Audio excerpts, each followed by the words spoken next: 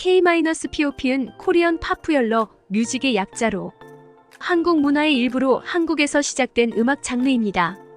나 참 한국은 정말 웃음밖에 안 나오네요. 한국으로 취업 이민 온 그리스 여성이 면접 보러 강남역 출구 나가자마자 경악한 이유. 여기 한국 길거리를 걷고 있는 한 그리스 여성이 있습니다. 그런데 그녀는 도대체 무슨 일인지 무언가를 급하게 찾고 있는데요. 어쩔 줄 몰라 하며 우왕좌왕하고 있는 그때 그녀에게 한국인 여성이 다가와 한마디 말을 건넸고 그렇게 둘은 어디론가 급하게 갑니다. 얼마 후 그리스 여성은 한국 여성에게 허리 굽혀 인사하는데요. 도대체 이 그리스 여성에게는 무슨 일이 있었던 것인지 지금부터 사연 함께 보실까요? 안녕하세요. 저는 그리스 출신의 이사벨라라고 합니다. 한국 문화를 워낙 좋아해서 저는 그리스에서 K-웨이브라는 한류 팬클럽으로 활동하는 것을 한동안 업으로 삼았을 정도로 한국을 너무 좋아하는데요. 특히 싸이의 강남스타일이라는 노래를 우연히 듣고는 어떤 음악인지 궁금했고 찾아보던 중에 K-팝이라는 장르에 빠져버리고야 말았습니다. 저뿐만 아니라 저와 또래인 친구들이 이 노래를 이미 알고 있었고 제 친구들 사이에서 강남스타일은 모르는 사람이 없더군요. 그렇게 저와 친구들은 K-팝 팬클럽에 가입하게 됐는데 그게 지금 제가 활동하는 K-웨이브 클럽입니다. 가입 이후로 저는 더욱 더 많은 한국 드라마와 영화, 음악을 들었고 심지어 저는 K-팝 관련 음반이나 제가 좋아하는 블랙핑크의 응원봉은 당연히 구입했고 포스터나 피규어도 수집하는 것을 좋아했어요.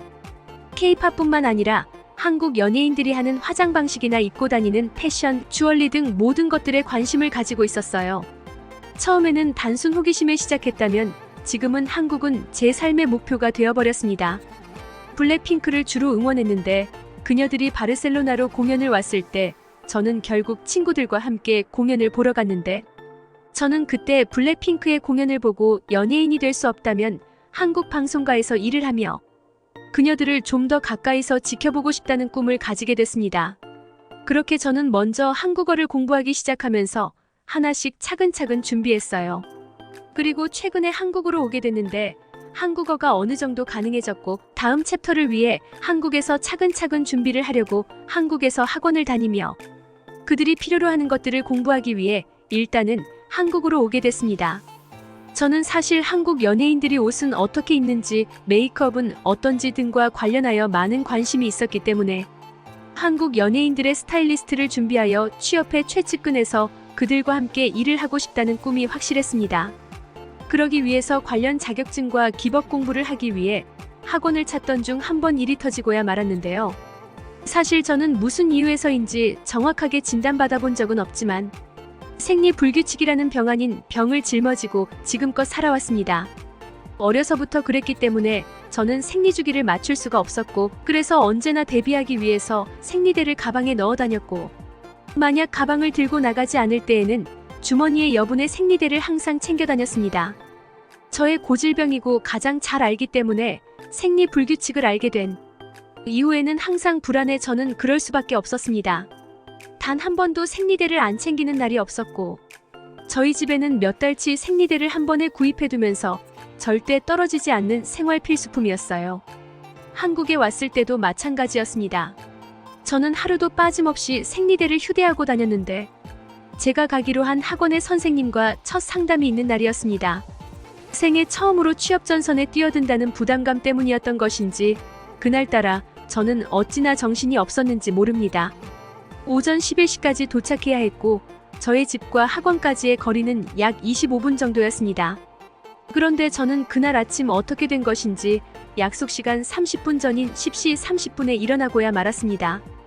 정신없이 나갈 채비를 하고 밖으로 나와 지하철을 타고 저는 학원이 있는 역에 내려 지상으로 올라갔습니다. 지하철역에서 학원까지의 거리는 대략 5분 거리였고 저는 다행히 10분 전이었기에 호흡을 가다듬을 수 있었는데요. 그렇게 긴장의 끈이 살짝 느슨해졌을 때 결국 일이 터지고야 말았습니다. 지상으로 올라와 12분 정도 걸었던 것 같은데 그 일이 터진 것이죠.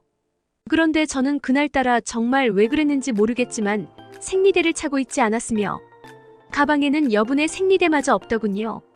하필이면 전날 학원을 다니기 위해 여러 가지 준비물을 구입하고 새롭게 가방을 싸다가 생리대는 내일 아침에 챙기면 되지 싶어 깜빡하고 있다가 아침에 늦잠을 자는 바람에 미처 생리대를 챙기지 못했던 것입니다.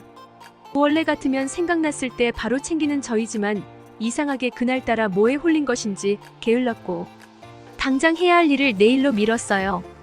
하지만 저는 속으로 냉이 흘러나온 것일 수도 있다고, 아무 일 아닐 것이라고 차분하게 대응하자고 생각했지만 불안감이 계속해서 엄습해왔고 저는 어쩔 줄 몰라 하며 근처 화장실이 어디 있는지 찾기 위해 이리저리 돌아다녔습니다. 그땐 학원 상담이 예정되어 있다는 것도 전혀 생각나지 않았던 것 같아요. 그렇게 우왕좌왕하고 있는데 누군가 저에게 다가오더니 제 뒤에 바짝 서면서 종이 가방 하나를 건네주며 아무 말 말고 일단 들고 있으라는 거 있죠? 저는 지금 바빠 죽겠는데 그런 미친 여성의 말에 성질을 내면서 종이 가방을 바닥에 내팽개치려고 했는데 그녀는 제 손을 꽉 잡으면서 생리가 터지신 것 같으니까 이 가방 절대 내려놓지 말고 저 따라오세요라고 하는 겁니다. 그 말을 들은 그 순간 저는 그대로 몸이 굳어버렸고 너무 창피하고 어제 생리대를 왜 안 챙겼는지, 오늘 왜 늦잠을 잤는지, 이 먼 타국에 와서 이런 일을 겪는 건지 모든 것을 부정하게 되더군요.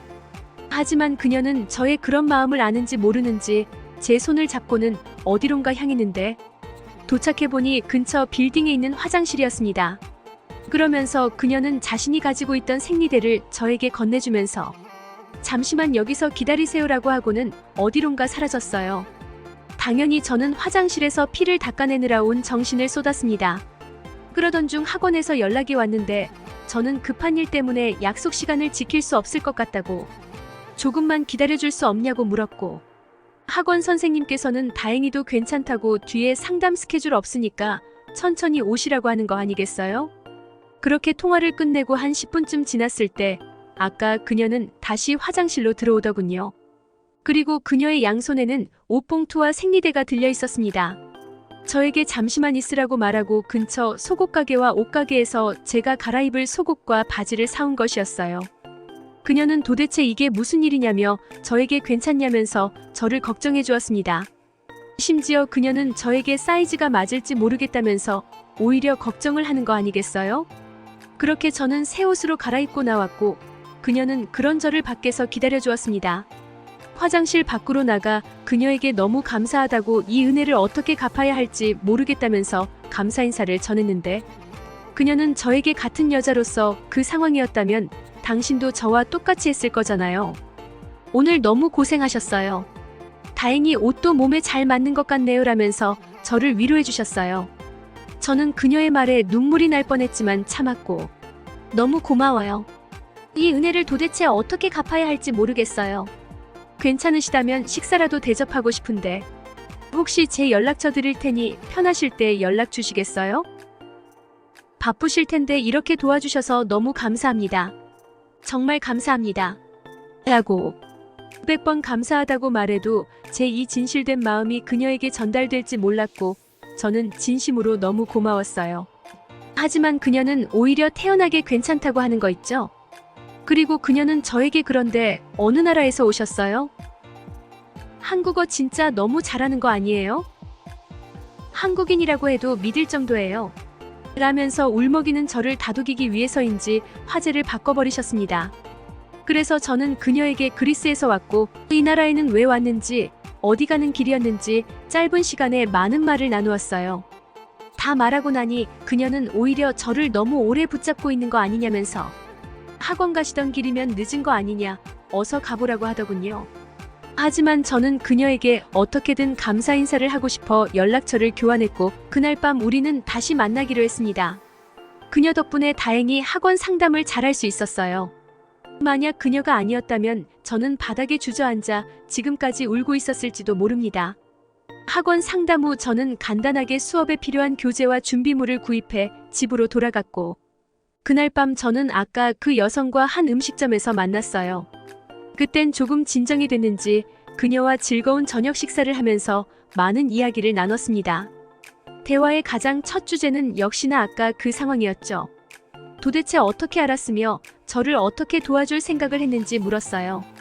그랬더니 그녀에게서 정말 황당한 대답을 들을 수 있었는데요.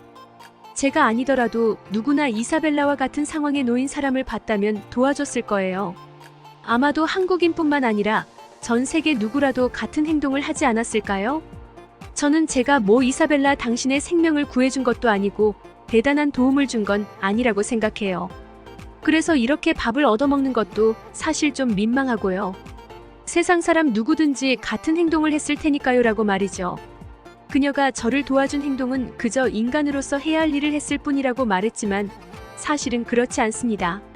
만약 그리스에서 제가 이랬더라면 저는 그 즉시 많은 사람들의 놀림거리가 됐을 거라고 자부합니다. 심지어 누군가는 그런 저에게 몹쓸 짓을 했을 수도 있다고 생각해요. 하지만 이 일을 대수롭지 않게 여기는 제 앞에 있는 이 여성의 말에 도저히 공감이 되지 않더군요. 그리고 저는 그녀가 적어도 저에게만큼은 원더우먼이었습니다. 한국에 온 지 고작 며칠 만에 이런 위기를 겪음과 동시에 한국 드라마에서 그토록 말하는 한국인들의 정을 한꺼번에 느낄 수 있어서 하루가 1년 같은 아주 값진 경험을 했다고 생각했어요.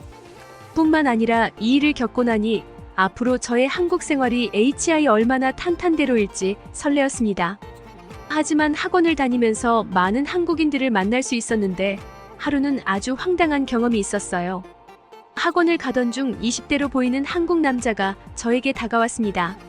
그러면서 어설픈 영어로 저에게 말을 건네더군요.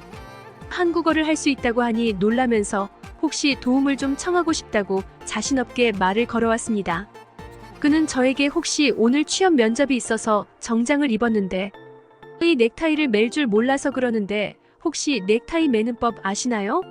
라고 하는 거 아니겠어요? 거리에 많은 사람이 없어서인지 아니면 얼마나 급했으면 딱 봐도 외국인인 저에게 다가와 이런 도움을 청하는 건지 절박함이 느껴졌습니다. 그러나 아쉽게도 저는 넥타이 매는 법을 몰라 그에게 도움이 되어주지 못했어요. 그래서 알겠다고 아쉬워하며 인사하고 돌아서려는데 어떤 중년의 한 남성분이 다가왔습니다. 지하철 계단을 올라오면서 저희의 대화를 들으셨는지 이리 와보라면서 자신이 넥타이를 매주겠다고 하는 거 있죠? 그때 누구라도 그런 곤란한 상황에 놓인 사람을 본다면 자신과 같이 행동했을 것이라고 했던 저를 도와준 그녀의 말이 떠올랐습니다. 그러면서 한국인들은 이렇게 서로서로 돕고 사는구나. 한국으로 온 건 진짜 잘한 선택인 것 같다는 생각을 할 수밖에 없었고 저도 이들과 함께 어울리면서 누군가에게 도움이 될 수 있는 그런 사람이 되고 싶다는 생각이 들더군요. 처음에는 K-팝 팬일 뿐인 철없는 소녀였지만 이렇게 한국을 와보니 저는 인간적으로 한 단계 더 성장하게 되었습니다. 그렇다 보니 이 나라가 저에게는 더더욱 소중해졌어요. 앞으로 더 많은 한국인들과 어울리며 누군가에게 도움이 되는 그런 사람으로 성장할 것이며 그럼과 동시에 제 꿈을 이룰 수 있기를 간절히 희망하고 있네요. 긴 글 읽어주셔서 다들 너무 감사합니다. 한류는 한국 문화, 요리, 문학, 언어 등 다양한 분야로 빠르게 확산되었습니다. 각국의 한류 클럽이 늘어나고 있다. 이들 클럽은 대부분 K-팝 팬으로 구성되어 있지만 최근에는 영화, 음식, 한국 관광 등 다양한 분야의 팬을 중심으로 한 새로운 그룹도 등장하기 시작했다.